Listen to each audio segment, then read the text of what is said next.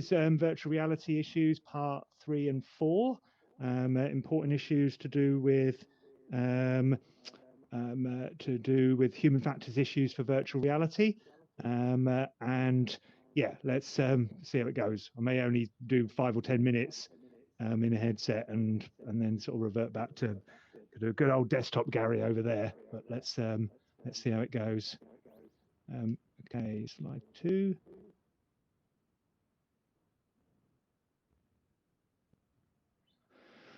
Right, okay, so what am I going to, the first part for the first 15, 20 minutes or so is all about space perception. You know, big issue associated with VR is about being in 3 dimensions. So we need to understand the sort of the basic human factors issues associated with comprehending 3-dimensional space. So there's aspects of egocentric and exocentric judgments to think about. There are, and this sort of links into what's known as reference frames in virtual reality.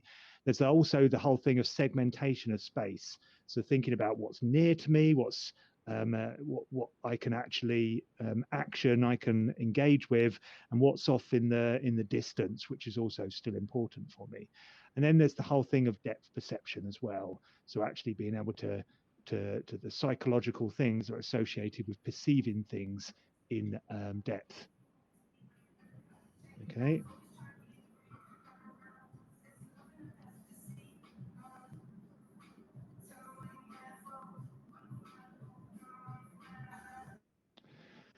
Okay. So the first thing is about egocentric and exocentric judgments. So this is egocentric, yeah, is really thinking about left, right, top, bottom, front, and back. This sort of things in relation to you as an individual. So you know, this is an important thing that helps us understand space, the 3-dimensional space that we might be within. And then exocentric is effectively then about the third person perspective on things. So where you think things are in relation to other things in the world. So that may well be to do with distances between objects.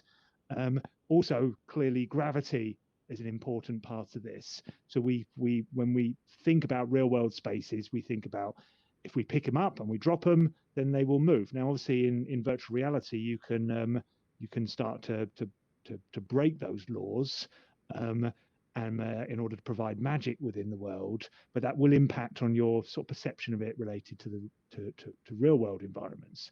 And of course, there's the whole navigation side as well, geographic direction, whether or not you might think in terms of north, south, east, west. And this can be important, particularly for helping you to develop a mental representation of large scale space. So in Notopia, we don't have this thing of north, south, east, west, but you could, and that could help with sort of developing a better sense of where Notopia is in relation to, you know, to other things. So egocentric and exocentric are important to think about.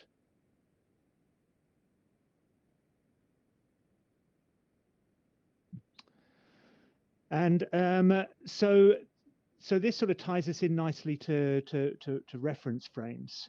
So we have different reference frames in VR, and this is particularly relevant to if you're using VR as immersive VR with a headset.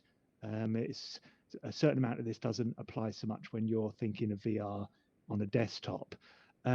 So you may have what's known as a virtual world reference frame, and the top right picture relates to this. And this may well be like having essentially a map. You have a map of the world. So if we had a sort of you are here type map in Notopia, this would be a virtual world reference frame. So it's very related to navigation. The use of the use of an interface for navigation around the virtual world. But you may well have a real world reference frame. And this is particularly interesting related to mixed reality experiences, where you might start linking the virtual world to real world physical objects. And you get this in some sort of entertainment feature areas where you might have like these cubes here that are mapped onto to virtual objects. And so when you touch against that surface, you see your hand against a virtual surface, and this can then this can significantly increase the sense of presence within the world, and specifically related to your avatar, the sense of embodiment, which I'll talk about later. So real-world reference frames can be particularly useful as well. And then there's the whole ones related to your body as a reference frame. So it might be that things happen as a relation of your movement of your torso. I'm not going to do too much of that because my current frame rate is going to start making me feel a bit sick. There may be things related to your hand. So you see this in certain interfaces already. If you put in virtual reality and also in augmented reality, you put your hand out like here, and then up comes a menu related to it. So you saw anyone who got the experience of the HoloLens would have come across that. You put up your wrist, and then you can you can select a menu through your wrist. That's a hand reference scheme. Okay, a hand reference frame. Now, obviously, a key thing about immersive VR is about having head tracking, move my head from side to side, and my avatar head will move. That can be used for a variety of different things in VR. The obvious thing in terms of hubs when I do that is it brings up a menu. So I look up there, and now I can see a menu. So I might bring down a pen. Already had a pen, didn't I? Now I've got two pens. Okay. So the head reference scheme is also useful, and the last one, which will become increasingly important in VR with eye tracking built into headsets, is going to be eye reference schemes. So I look at something and I maintain focus on it, and then that might bring up a menu or might add something to that avatar or something. So eye tracking, is going to be important. It could obviously also influence your actual avatar itself. So it becomes more apparent whether or not what you're looking at, and you can blink and and do all these sorts of things. Okay, so that's reference schemes.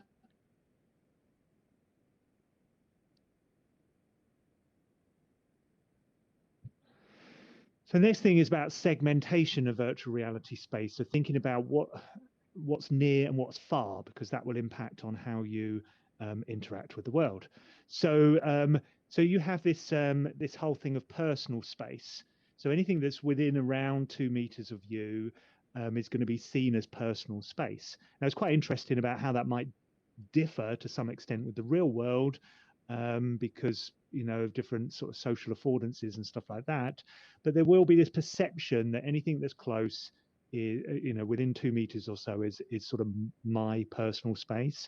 And so avatars that infringe on that may be negatively viewed. Then you have this whole action space that's basically space that I have some form of agency over. I can interact with it. So I could throw a ball over that space. I could wave at someone and they'd be able to see me from that distance. So I have some sort of control over interactions in that space. And then there's the whole what's known as vista space. So that's stuff off in the distance, and it helps with perception of depth. It helps with can help to a certain extent with sickness as well. So your eyes can rest on things on the distance, but this will be, can be grainy. It doesn't have to be high resolution type details. So here in Notopia, it's the sort of volcanic island that we sit in. You might have noticed that that's changed a bit. Basically, this is the same volcanic island that we're on, but Notopia has moved from the side to on top of the volcano. So we're now on top of a particular volcano. I think it's called Mount Teide in Tenerife, and those views off to the distance, that's sort of a low quality image or 360 image that's formed a photosphere ball, but it doesn't need to be high quality. It is giving that sense of just things off in the distance, in the vista.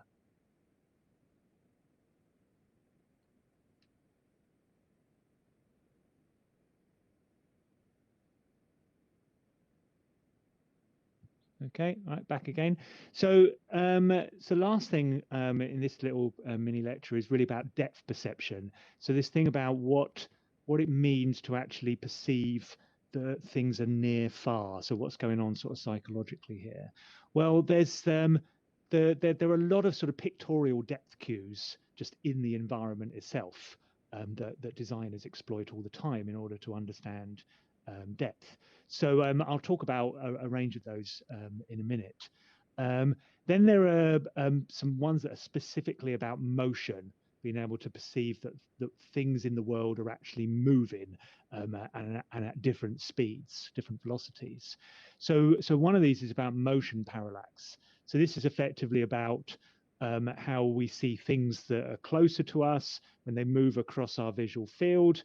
It may be the same speed as things off in the distance, but we sort of we'll see it as more sort of more grainy. We'll believe it to be going faster because there's more movement across my visual field for my hand than there would be for the same velocity object off on the horizon.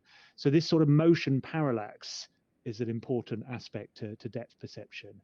The other one that's in here, the kinetic depth effect, is basically a sort of a known psychological construct of top-down processing, where we expect things to move in particular ways, and we then perceive that movement, even when there may be an illusionary effect there. It may not actually be moving at all, but we perceive it to be moving because of how we expect certain things to move. Now, I would have put a video up here, but I just think that's going to lock everything up for anyone in here on a headset. So I will put those up later on in Notopia for you to go and have a look at this.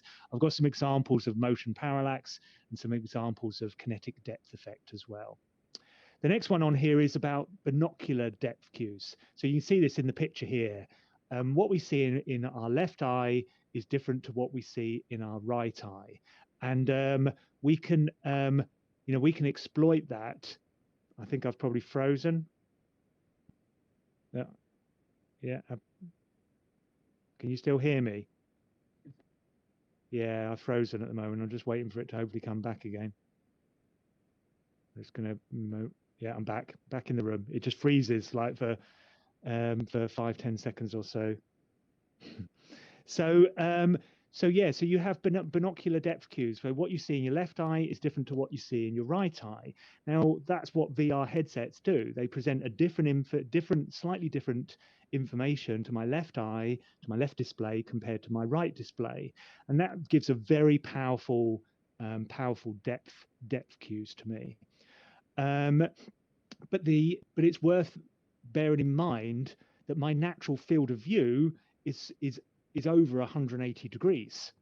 Okay, so in the real world, if I put my hands out like this, I will be able to still see them. With this headset, there's no way I can see my hands. I have to bring my hands in to here before I see them. So it is like looking through a pair of binoculars. Okay, and this will get better. Every new headset has slightly more field of view, but this this limits the binocular vision, my natural binocular vision. Okay, and it's similar with the vertical side as well. So in the I will have naturally about 110 degrees of vertical field of view, whereas this is where my hands need to go in order for me to see them.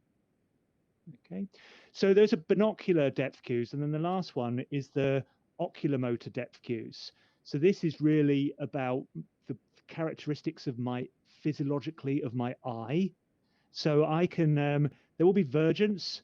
So vergence is about my eyes my eyeballs moving in order to see something. So when I look at my hand in VR, my eyeballs are rotating inwards in order to look at my hand. Okay, and that'd be the same as I looking at my hand in the real world. But then you've also got accommodation. So accommodation is about the lens in my eye changing shape via sort of what's known as ciliary muscles in order to bring something into focus. Now, in a VR headset, that's actually all on the same plane. for an Oculus, which is what I'm using at the moment, Oculus Quest, that's about 1.5 meters, 2 meters away. So everything, regardless of where it is about 1.5 meters focal plane. And my eyes, my lens will accommodate to that. Okay, so think about it. I look at my hand, my eyeballs turn inwards in order to look at my hand, whereas my my lens changes shape to something that it thinks is 1.5 meters to 2 meters away. My hand is frozen again. So that creates a conflict. Okay, so then so I have a conflict here between vergence and accommodation, and I'll talk about this under the issues of sickness, because this is one of the key things that lead to virtual reality induced sickness. This conflict between two characteristics of my visual system. Okay, so we'll talk about that more later. Okay, have I got another slide? I can't remember. Yeah. Okay. So this is really just an image, just to highlight some of the basic sort of 2D things that can allow us to perceive in 3D.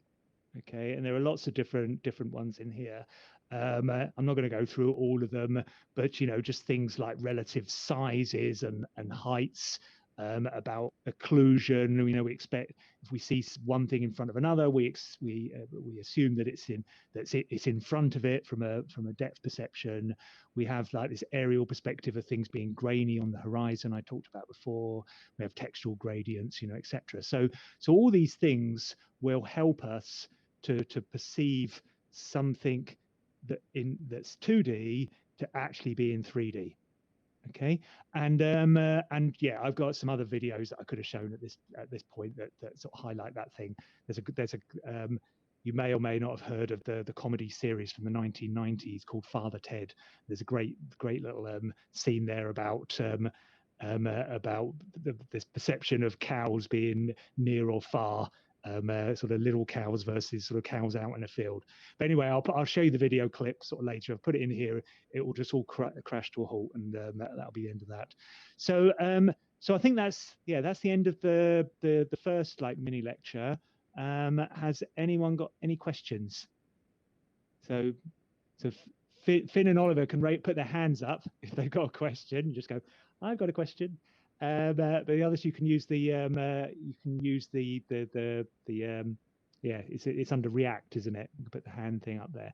Or if there's anyone got any questions in the chat at all. Everyone, yeah, everyone happy with that? I've got a question. Oh yeah, hi James. Yeah, I can hear you. It is kind of, well, it is unrelated to the lecture, but I thought it's still interesting. So I was wondering if you've seen coverage of the new Meta Quest Pro. And I have a question related to that if you have. Yeah. So that's the latest sort of device that's coming out from Meta, which has got all sorts of new features on it. So my question related to that is the HoloLens, which I was lucky enough to try in the earlier lecture. That one I was like seeing through the screen. Yeah, it's glass. Yeah. Meta Quest Pro takes a video of my external environment and then shows me that video in a VR headset, and that gives the illusion of augmented reality, or it's kind of like augmented reality through VR. Which do you think? Carry on. Sorry. Which do you think will end up winning out in the long term? A screen where you'll see through the screen for augmented reality, or one where it is like a video feed that is then projected onto screens? Yeah, it's interesting. So later on in the course, I'll talk about augmented reality, because these are different types of augmented reality. One is like video-based augmented reality, and the other is like see-through augmented reality. I think there's so many different issues in here.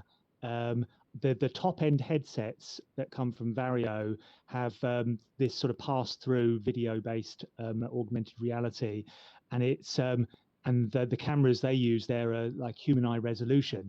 So it gets quite weird, because you sort of to distinguish between reality here, because it's camera based, but you still, the quality is so good, it feels like you're looking through glasses. So you can then perceptually start to get confused about what you're actually looking at. There's obviously a lot more going on in order to start having cameras on here rather than a projection. But the projection technology at the moment is quite limited in terms of field of view. You probably noticed on that HoloLens that it was quite a limited field of view. And that it's hard to know where this might go, because there's a lot of rumors out there about Apple bringing out augmented reality glasses.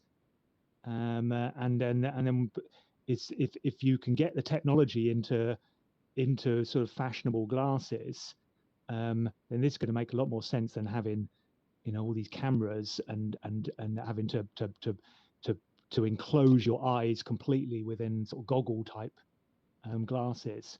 So yeah, it gets interesting, isn't it? Because the other thing about this is that if you've got goggle type things, then people can't see your real eyes. So it affects all the sort of social interaction with others. So you may be able to see them nice and clearly, but they can't see your eyes. So yeah, it's like pop stars wearing sunglasses indoors. It gets really interesting from a social perspective. Yeah, the whole world is fascinating. Yeah, good question. Anything else? No? Okay, so I'm going to, what's the time? It's 28 past, yeah, so I've got time to move on to the next one. So I'm going to talk about avatars now. I'm just going to, just gives me a second whilst I put, my hands will now fall onto the collapse down here, because I am picking up in the real world, I'm picking up a cup of coffee. So you can't see, it's quite funny because yeah, I should bring in a coffee cup in here, but I'm actually drinking a cup of coffee now. There you go. I'm now slurping it just for the audio. Okay. Right, I'll put that over the side. All right, I'm getting a bit hot now from doing this. If I move my head too quickly, it starts locking. Right, I'm going to take a bit to come back again. Right, sorry, I've just frozen again. I'll just wait for it. It'll come back in a sec. Hopefully. Back. Right, okay. Right, next slide.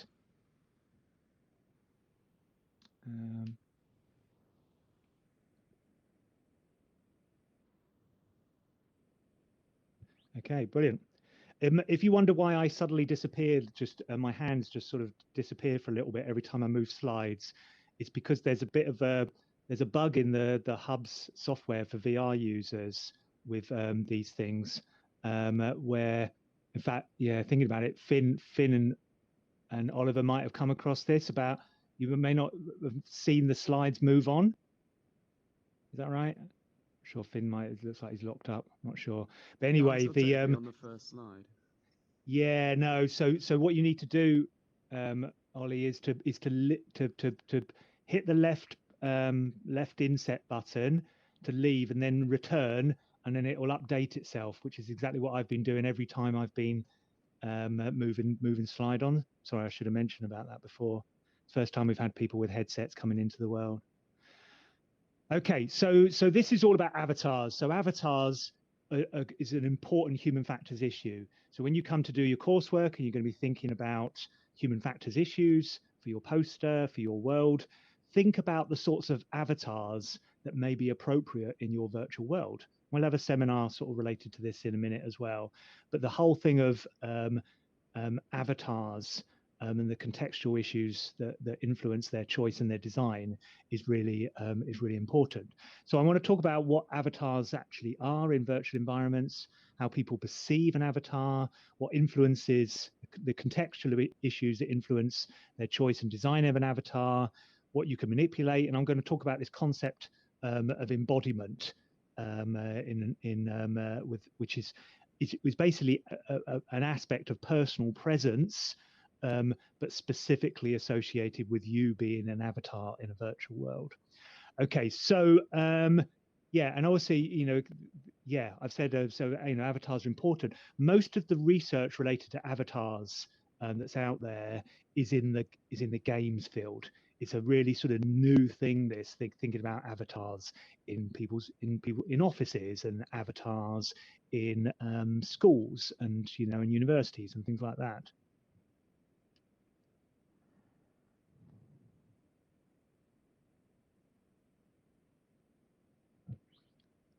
Ollie, is that updated for you? Okay. Just unmuting.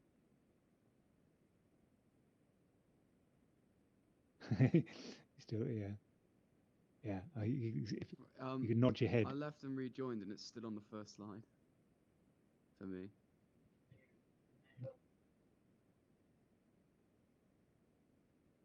All right. Okay. Yeah. You just hop out of VR mode. So there's a button underneath the joystick on the left. I think usually is the easiest one to do.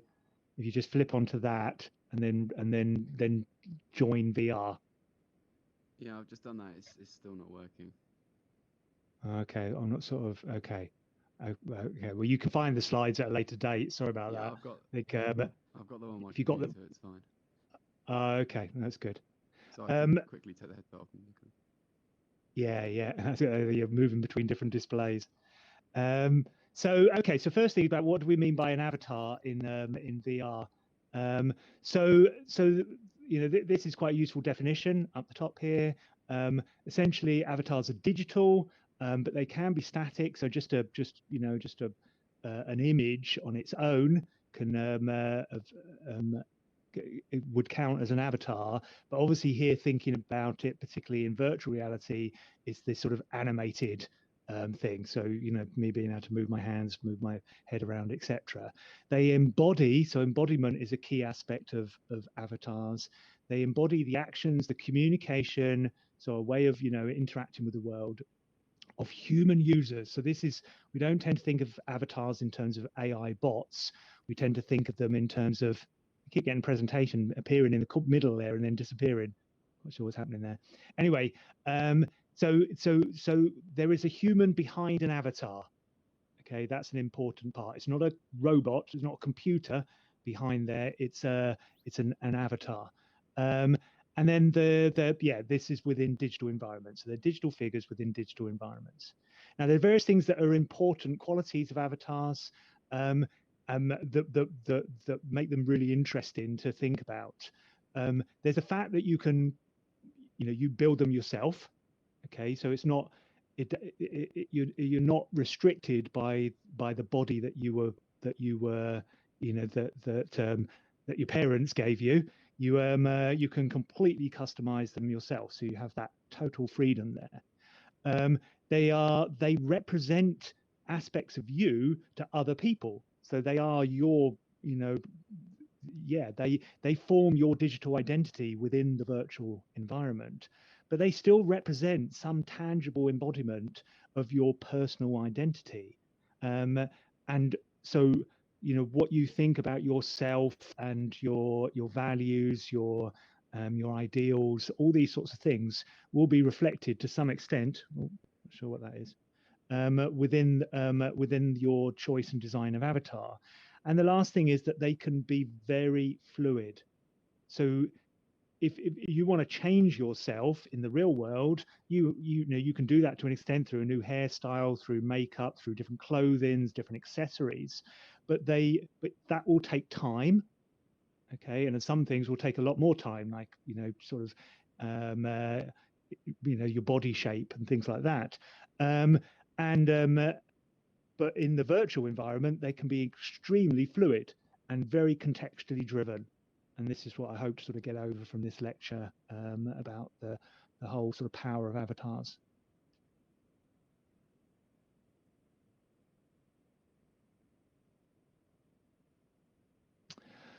Okay, so what are the different things? This always just scares the living daylight out of me. I'll talk about this in a minute in relation to Uncanny Valley. So what are the characteristics of an avatar that are important for people's perception of you in the world? Well, there are generic things that we pick up, we naturally pick up as humans, about age and about gender and about race. So things that lead to certain categorization, whether we sort of think of that positively or negatively. is another thing. But we will naturally categorize certain generic characteristics of people. Then there are more specific things like hair color and the wear of having a beard and clothing and stuff like that. Then there's obviously the degree of caricature. So here in a Hubs world, we got a carrot. So that's at one end of the caricature thing, a sort of a cartoony sort of anthropomorphized character. So it's given sort of human-like qualities with a face and things like that. But at the other end, you can have very little degree of caricature when we look for a more true self avatar. Then there's the whole thing of the realism in the movements. You remember I said about in virtual reality, animation is an important thing here. So there's the movement in the head. So this movement, my movement of my head as I'm talking to you like this is does reflect the way in which I move my head in the real world, because I'm doing that. There's a certain extent of me exaggerating things. I'm not doing it so much now because the world will freeze up again. But to a certain extent, there's an element of puppetry in using a VR headset to sort of to exaggerate certain gestures. But they do reflect the sort of way in which I gesticulate in the real world. And it's similar with my hands as well. I have hands in there, but they're not. My fingers seem to have been cut off on one of them, and they're more like the Simpsons type hands with not much in the way of fingers, but they move in the way that just at a gross level in the way that my real hands move because they're connected to them. There's obviously eyes. I've mentioned about eye tracking before, movement of the realism of your eye movements. In this virtual reality headset with this particular software VR platform, I can't make eye contact naturally with you. Okay. I sort of move my head and sort of look towards certain things. So, Oliver will see to an extent that it looks like I'm looking towards him, but I can't make eye contact with him at all. And I can't, I can't wink. I can't. There's facial expressions that I can't do. So I can't smile. I have a sort of a basic sort of slight smirk on my face from the avatar. I can't change that to a frown or to an angry face or whatever. Obviously, I can start to use emojis to do certain things in the world to express a particular reaction, but I can't. Yeah, I'm limited currently in this sort of platform.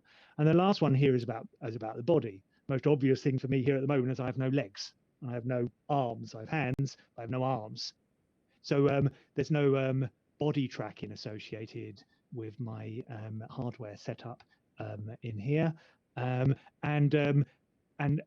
you see certain social VR platforms will put legs onto people, but those legs are not body tracked. Those legs are using inverse kinematics in order to sort of do walking and running and stuff like that. But it's not. It doesn't link to the way in which I'm actually moving around a space. Okay, so there's lots of different aspects in there.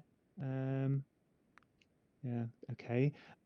Now the last one here, this uncanny valley thing. I think I've already put a video up on Moodle about this. So I've just locked up again. Just give it a few seconds. Hopefully it's going to come back again. Otherwise, I'm going to start feeling sick. It's back. Yeah, back again.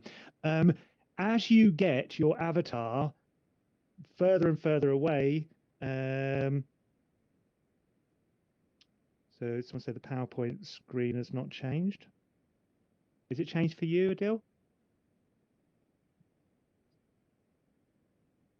Yeah, so I'm still on that one. So hopefully that's what everyone else can see. The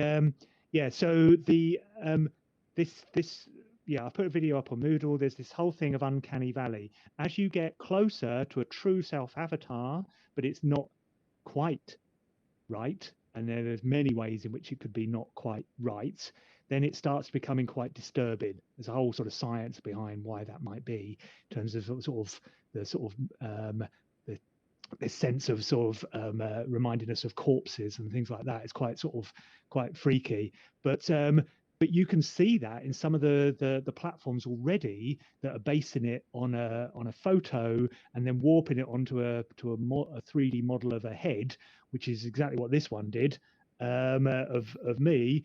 And it's it's really quite it's really quite disturbing, and especially when you start. I can't show it here. If I started smiling in this, then you get these really sort of freaky smiles. So uncanny valley is a real issue about VR avatars, particularly if you get in certain industries, you get a push towards a true self avatar. It needs to be as close to you in the real world as possible. This can end up being quite disturbing.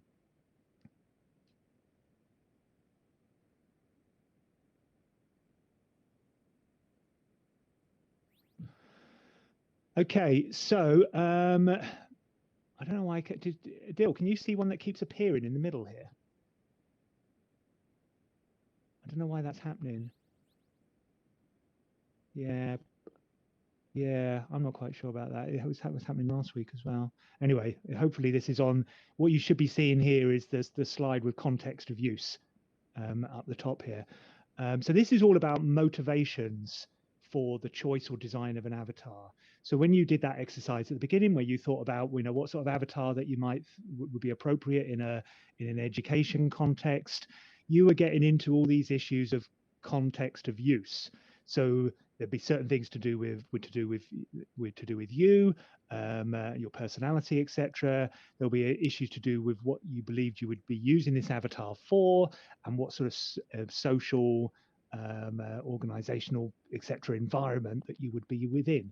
All of those will impact what you might then do in terms of an avatar. And then there's different ways in which this may go. So it may be that there's a certain motivation to represent aspects of self. This is like a sort of psychological, philosophical concepts associated with identity in the world. So you may decide that you want to present as objective reality. Okay, so this is known as sort of true self.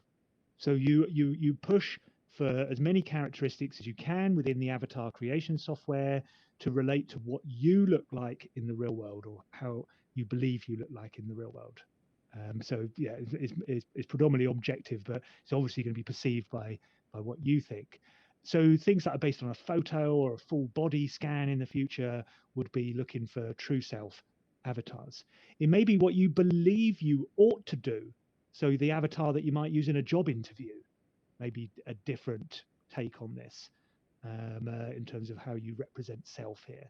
It may be that it's related to, I'm trying to read that,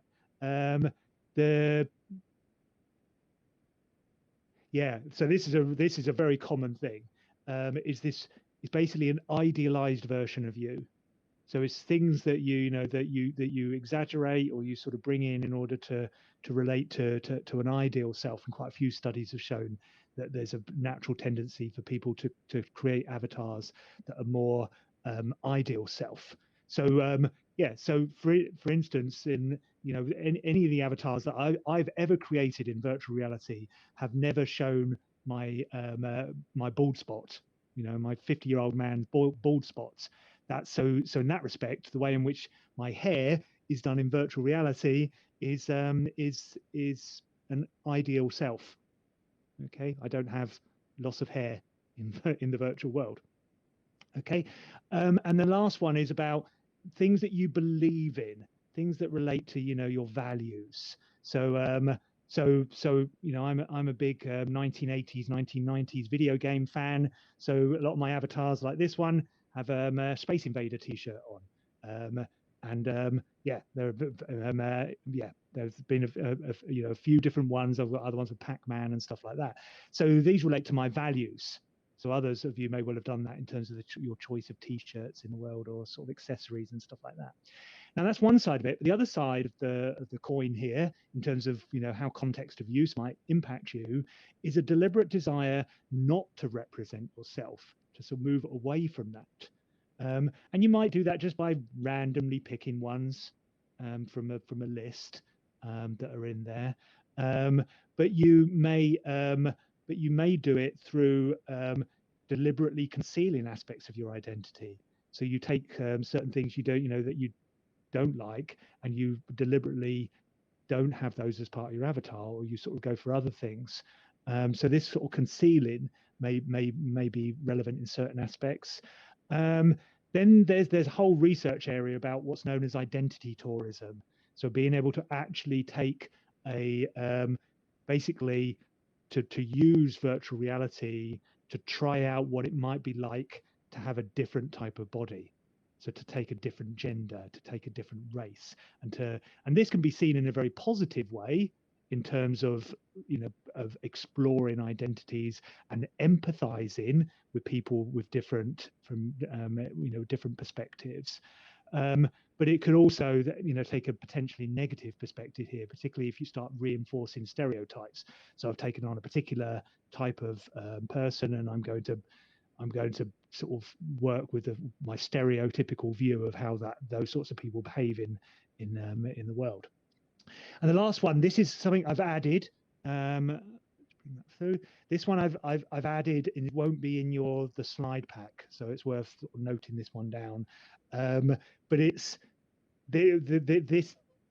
this also, and thinking about this more over the last couple of days, this sort of became apparent to me. This is also a key aspect of the desire not to represent self. You may believe, and we've certainly seen this in our experiences in Notopia over the last couple of years, that students may be motivated to be unique. And you've seen that where people realize that someone else has got the same avatar as them, and then they immediately change it to another avatar. This sort of need to be sort of unique in the world is one motivation. But equally, in some situations, you may be motivated to look the same, to be uniform as everybody else, and that's quite interesting in certain contexts as well. Do you want to all feel some group cohesion and have the same avatars in the world? Okay, so you can see the basic thing here is clearly there are a lot of things going on here that would motivate the choice or design of an avatar. Okay, and they're very contextual.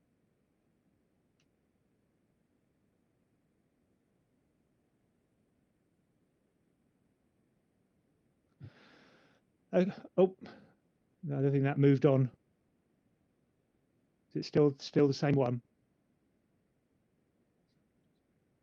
Okay, it didn't move on for me then. I'll come out. Yeah, I can see it's there. Yeah, I think I did press the buttons too quick. Yep, there you go, Proteus effect. So this is an interesting thing with VR, is about what type of avatar you have influences how you then behave in the virtual world. So so Proteus was a Greek god, I think, or mythological figure, who was effectively a shapeshifter. So those of you who know your Marvel stuff, think of Loki as a shapeshifter, can change into different types of body. And the view was that in the Proteus effect has been found in a lot of situations where people conform to how they believe that type of avatar should or would behave in the world. And this can happen within the virtual world, but sometimes it can actually influence how you then behave outside a virtual world as well. So especially if you spend a lot of time in virtual reality. So there are lots of different characteristics that have been shown to have an effect in terms of how your avatar influencing what you then do in the world. And we've seen it in here in Notopia with certain avatars, where we've had someone who's picked for instance a bat avatar, and then they spent the whole lecture up on the ceiling, up essentially in the rafters. Or we've had someone who's come into the virtual world as a ghost avatar, and they spent all their time flying around everywhere, sort of behaving as they would think a ghost would behave.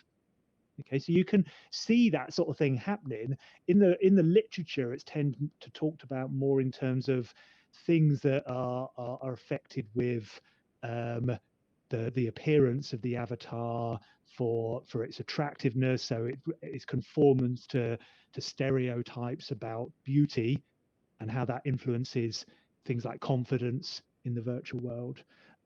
Things like your height that can influence things in, in terms of being higher or smaller than others, and those sorts of things about power, etc. And then there's just sort of, body shape more generally. So all of these will have been shown to have an impact on how people might behave in the virtual world.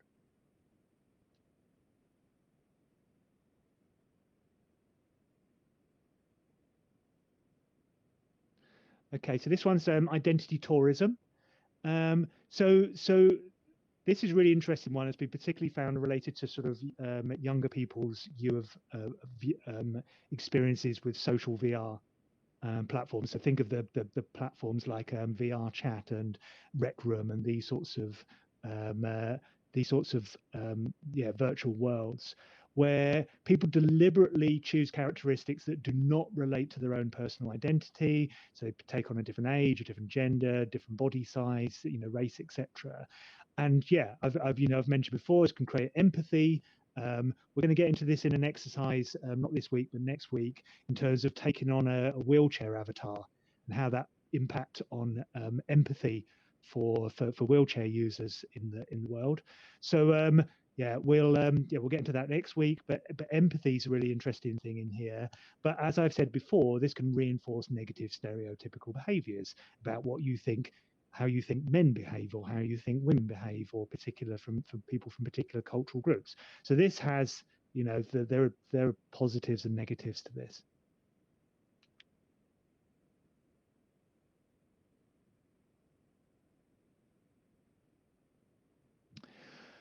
Okay, so the basic characteristics of the basic variables that are associated with designing an avatar. This is all really useful in relation to user interface design for avatar creation. So you would have got into this, particularly in the use of the hub's Hack Week, Avatar Creator, or Ready Player Me. This is the one that's associated with Oculus, and I've played around with loads of these avatar creation software, and that's they're real user interface issues here in a lot of different ways. Some of it is to do with what actually can you change. So to what extent are you pushing towards a true self avatar or a more sort of abstract cartoony type avatar? What sort of transient features do you allow, like clothing and stuff like that? What accessories like jewelry and glasses and and things like that may be available? And you find you can effectively in avatar creation software start having some degree of discrimination in here, where you don't allow certain skin colors, for instance. You don't allow certain older people characteristics to be represented, and all of this will influence how people sort of people's experience as an avatar in the virtual world. So this user interface characteristic in terms of what can be changed and how it can be changed is a real critical consideration of VR design. I think as we get more and more metaverse applications, the whole avatar creation stuff is going to be more and more powerful. And the ability to be able to take your avatar from one platform to another platform is also going to be really important. Remember I said very early on in this module about the key aspect of the metaverse is compatibility, or sort of being able to to move between different worlds seamlessly, and part of that is taking your avatar with you. Okay, so the last slide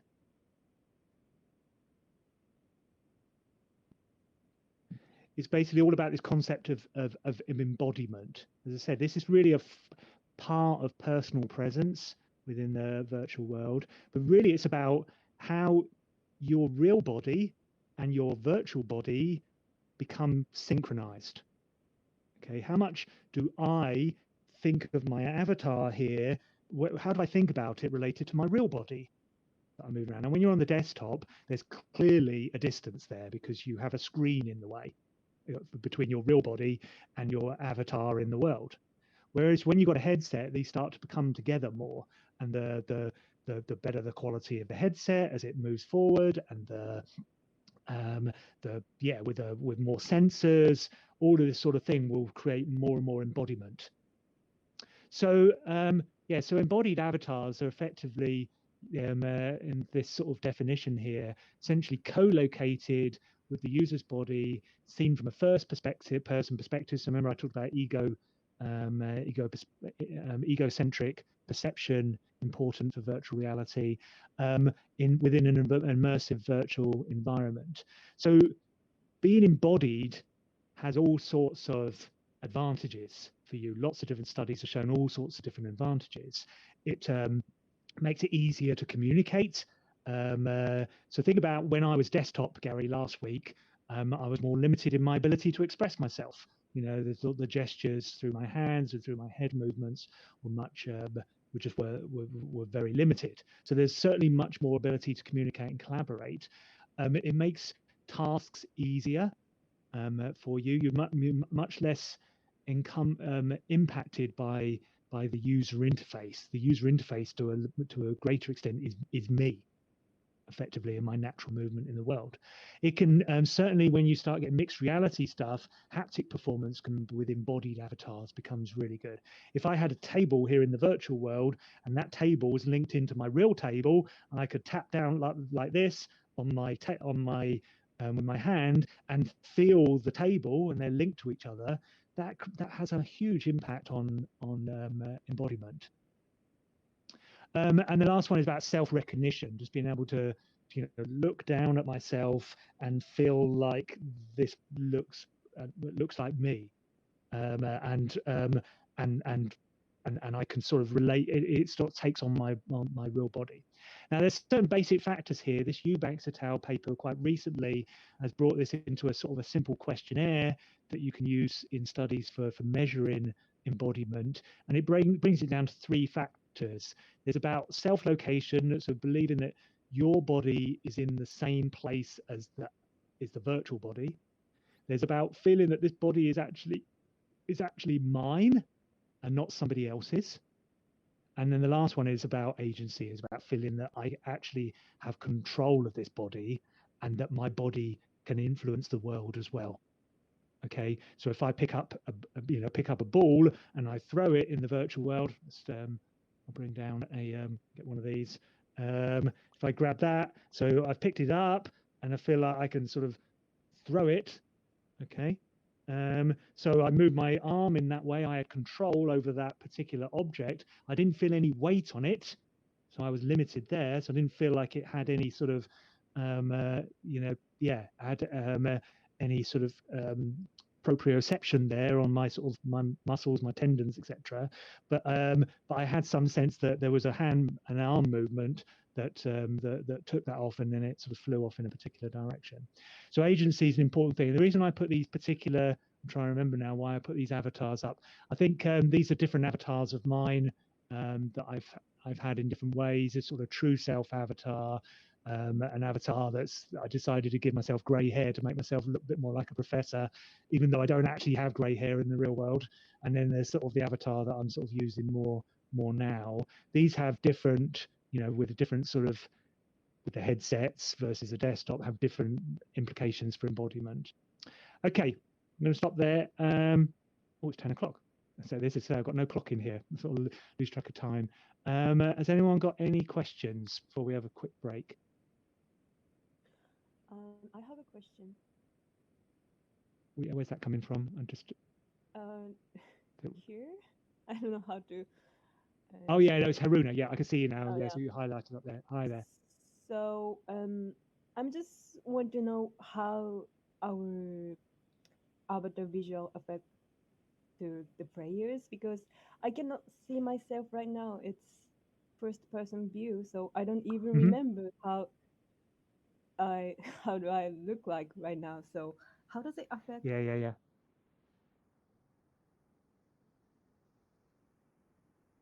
So So he just froze up for a bit then, sorry. So what was the specific question? So like, I just want to know how does it affect like avatar visual to the players? Like, I don't even remember how do I look like right now, because this is Yeah. So you will be, so this ability to be able to see yourself is a key thing. So one thing I didn't mention just on this slide is is the importance of mirrors in virtual worlds to be able to see yourself. Now, so usually there would be a mirror over there in the sort of the dressing up part that you can go and look at. But I've taken the mirror out because it impacts on the quality of the experience. I tend to put it in during the rest of the week. But mirrors are an important part of the real world for us seeing ourselves. Obviously, we only see certain aspects of our body in the real world through sort of looking at ourselves. We can look at our hands and look at our legs and our body, but we can't see our faces without a mirror. So mirrors are an important thing. For you on the desktop, you can get a quick view of yourself using the I key on the keyboard. So if you just hit I on the keyboard, you'll then see yourself. If you then click on the light bulb icon, you can see yourself in context.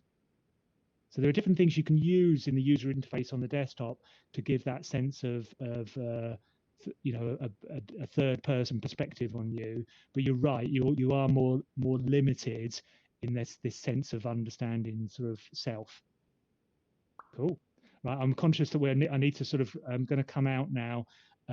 So if just the people that are here for the first seminar, if you can stay, and then we can sort of get started on that. I'm going to come out of the headset and come onto the desktop. And